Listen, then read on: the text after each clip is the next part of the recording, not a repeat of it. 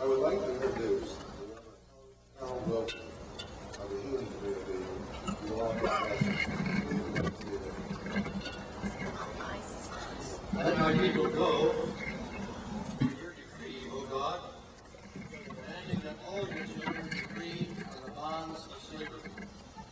Today we celebrate the breaking of the chains which have held back millions of Americans with disabilities. Today we celebrate the granting to them of full citizenship and access to the promised land of work, service, and community. Bless this gathering, this joyous celebration. Bless our President as he signs the Americans with Disabilities Act, and to strengthen our resolve as we take up the task, knowing that our work has just begun. Bless the American people, and move them to discard those old beliefs and attitudes that limit and diminish those among us with disabilities.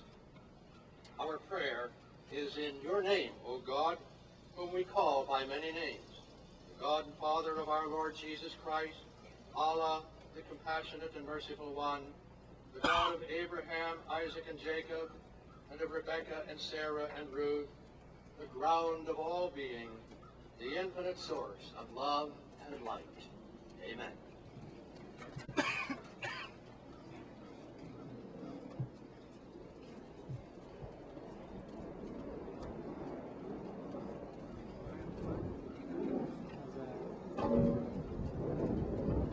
I am delighted to be here today with so many old friends to celebrate with all of you this great victory of the disability rights community.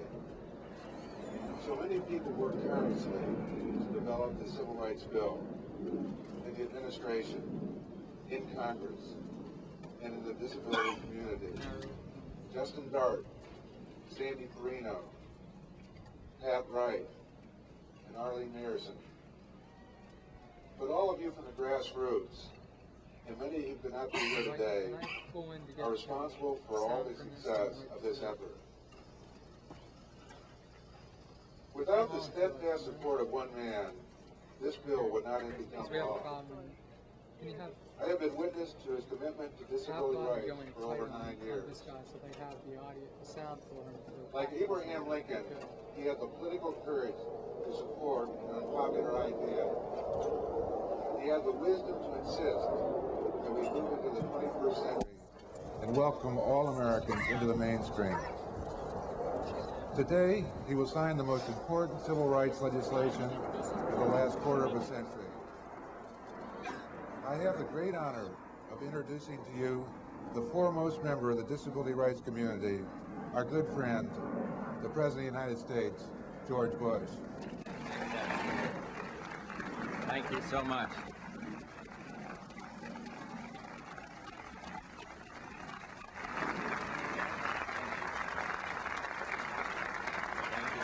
Thank you all. Sandy, just great day. Evan, thank you so much, and welcome to every one of you out there in this splendid scene of hope spread across the south lawn of the White House. I want to salute the members of the United States Congress, the House, and the Senate who are with us today, active participants in making this day come true.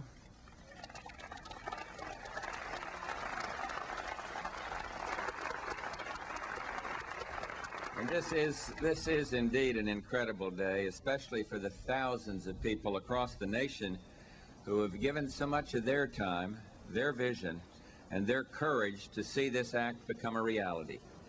You know, I started trying to put together a list of all the people who should be mentioned today. But when the list started looking a little longer than the Senate testimony for the bill, I decided I better give up, or that we'd never get out of here before sunset.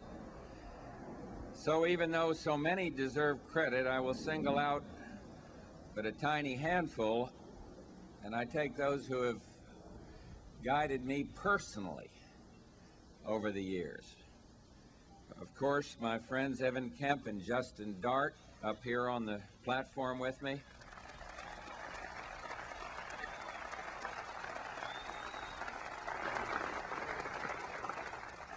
And of course, I hope you'll forgive me for also saying a special word of thanks to two who from the White House, but again, this is personal, so I don't want to offend those omitted.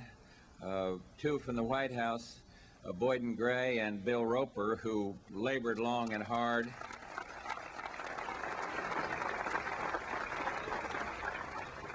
And I want to thank Sandy Perino, of course, for her leadership. And again, it was very risky with all these members of Congress here who work so hard, but I can say on a very personal basis, Bob Dole has inspired me.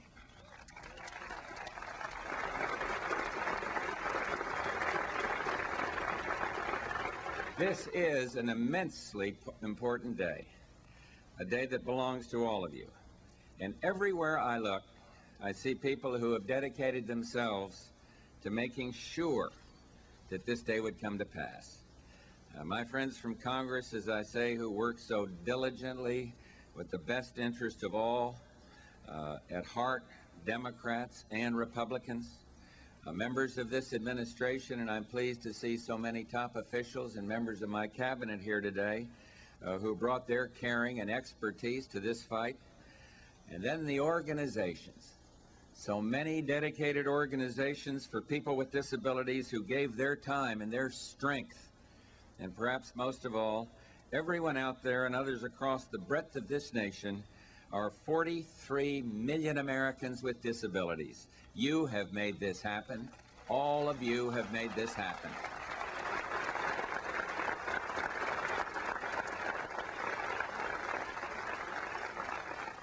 And to all of you, I just want to say your triumph is that your bill will now be law, and that this day belongs to you.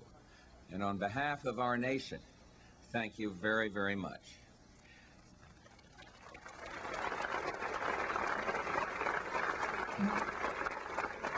Three weeks ago, we celebrated our nation's Independence Day, and today we're here to rejoice in and celebrate another Independence Day, one that is long overdue.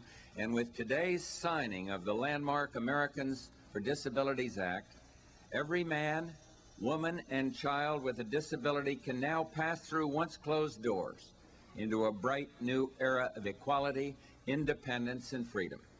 And as I look around at all these joyous faces, I remember clearly how many years of dedicated commitment have gone into making this historic new Civil Rights Act a reality. It's been the work of a true coalition, a strong and inspiring coalition of people who have shared both a dream and a passionate determination to make that dream come true. And it's been a coalition in the finest spirit, a joining of Democrats and Republicans, of the legislative and the executive branches, of federal and state agencies, of public officials and private citizens, of people with disabilities and without. This historic act is the world's first comprehensive declaration of equality for people with disabilities, the first.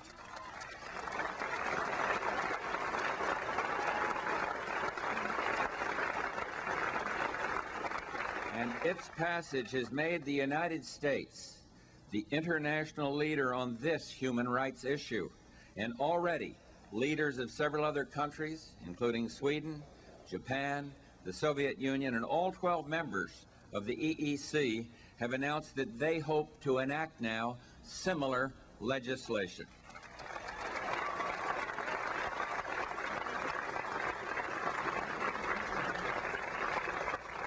Our success with this act proves that we are keeping faith with the spirit of our courageous forefathers who wrote in the Declaration of Independence. We hold these truths to be self-evident, that all men are created equal, that they are endowed by their Creator with certain unalienable rights. And these words have been our guide for more than 2 centuries as we've labored to form our more perfect union. But tragically, for too many Americans, the blessings of liberty have been limited or even denied. And the Civil Rights Act of '64 took a bold step towards righting that wrong, but the stark fact remained that people with disabilities were still victims of segregation and discrimination, and this was intolerable. And today's legislation brings us closer to that day when no Americans will ever again be deprived of their basic guarantee of life, liberty, and the pursuit of happiness.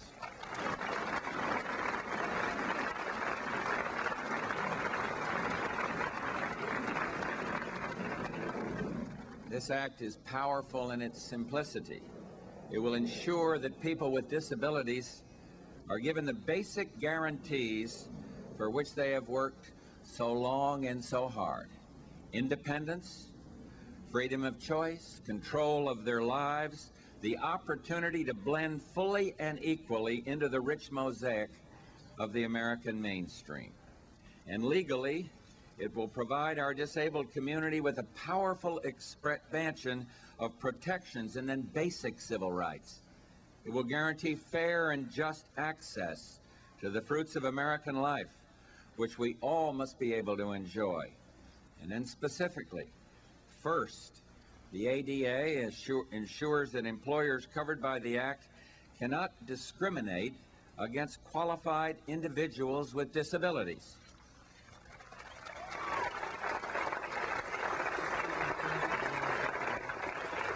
Second, the ADA ensures access to public accommodations such as restaurants, hotels, shopping centers, and offices. And third, the ADA ensures expanded access to transportation services.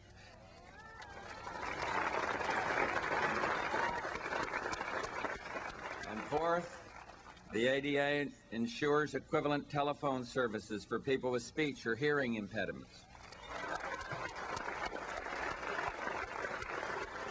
And these provisions mean so much to so many. To one brave girl in particular, they will mean the world. Lisa Carl, a young Washington State woman with cerebral palsy, who I'm told is with us today, now will always be admitted to her hometown theater. Lisa, you might have not have been welcome at your theater, but I'll tell you, welcome to the White House. We're glad you're here.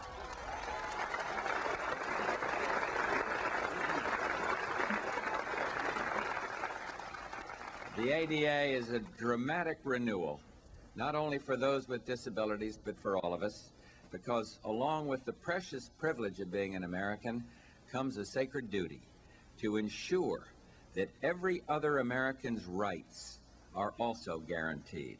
And together, we must remove the physical barriers we have created and the social barriers that we've accepted. For ours will never be a truly prosperous nation until all within it prosper.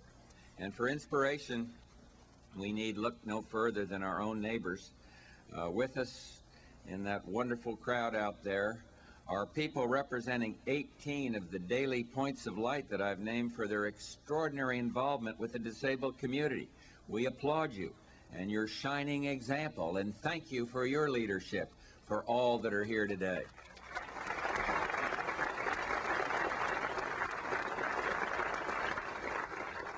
Now let me just tell you a wonderful story, a story about children already working in the spirit of the ADA, a story that really touched me. Across the nation, some 10,000 youngsters with disabilities are part of Little League's Challenger Division. And their teams play just like others, but, and this is the most remarkable part, as they play, at their sides are volunteer buddies from conventional Little League teams. And all of these players work together, and they team up to wheel around the bases and to field grounders together, and most of all just to play and become friends. We must let these children be our guides and inspiration. And I also want to say a special word to our friends in the business community. You have in your hands the key to the success of this act, for you can unlock a splendid resource of untapped human potential that, when freed, will enrich us all. I know there have been concerns that the ADA may be vague or costly or may lead endlessly to litigation, but I want to reassure you right now that my administration and the United States Congress have carefully crafted this act. We've all been determined to ensure that it gives flexibility, particularly in terms of the timetable of implementation, and we've been committed to containing the costs that may be incurred. This act does something important for American business, though, and remember this. You've called for new sources of workers. Well, many of our fellow citizens with disabilities are unemployed. They want to work, and they can work, and this is a tremendous pool of people.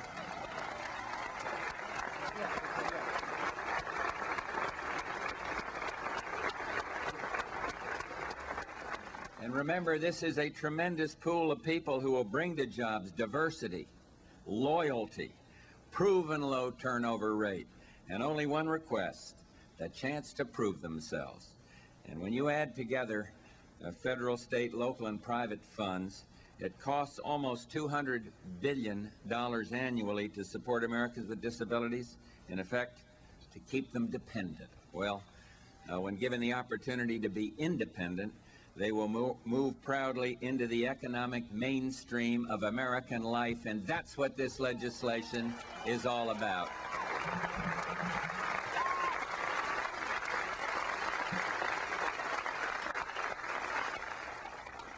Our problems are large, but our unified heart is larger.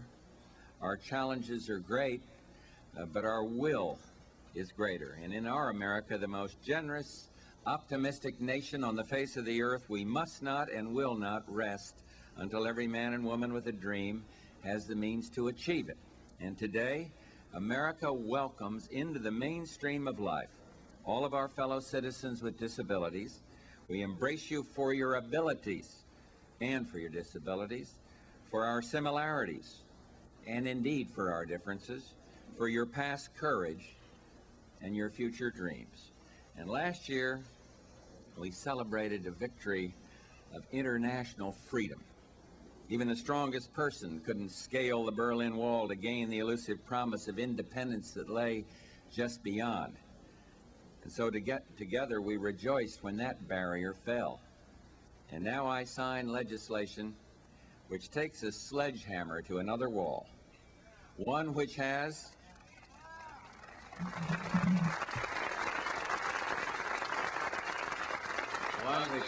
for too many generations separated Americans with disabilities from the freedom they could glimpse but not grasp. And once again we rejoice as this barrier falls, proclaiming together, we will not accept, we will not excuse, we will not tolerate discrimination in America.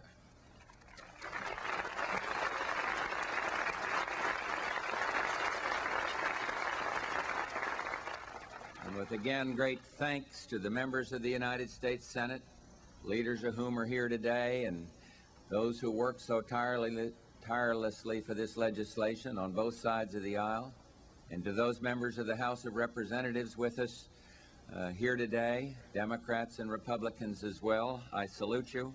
And on your behalf, as well as the behalf of this entire country, I now lift my pen to sign this Americans with Disability Act and say, let the shameful wall of exclusion finally come tumbling down.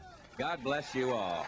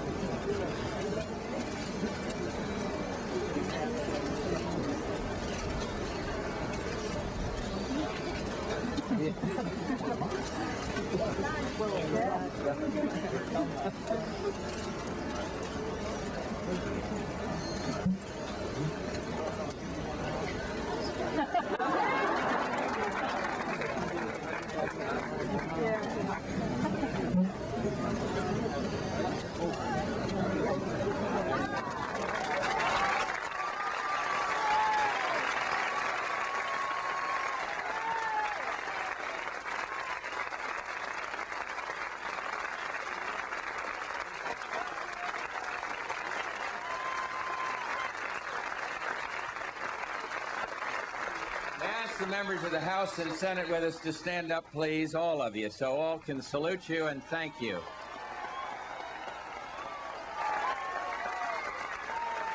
Thank you all. Well done.